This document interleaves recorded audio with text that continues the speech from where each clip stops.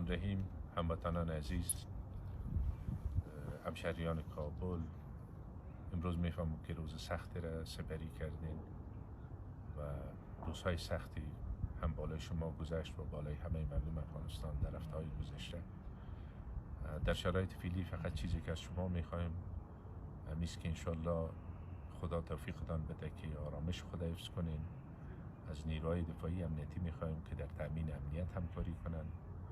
از نیروهای حرکت طالبان میخوایم که بدون وارد شدن به شهر مجال بدن به صحبت ها که دوام وضعیت یا خدا نخواسته برهم خوردن وضعیت امنیتی باعث تلفات مردم، باعث خسارت به مردم نشه.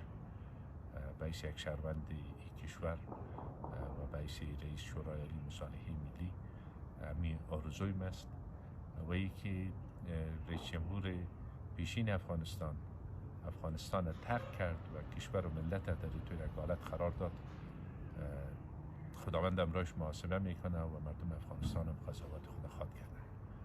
بازم صبر و حوصله‌مندی براتان استعداد دارم، توفیق براتان استعداد دارم و خداوند کمکتان کنه، یاریتان کنه که این شب و روز سخت انشالله سپری شوه و یک راهی برای مردم افغانستان و برای زندگی صلح‌آمیز مردم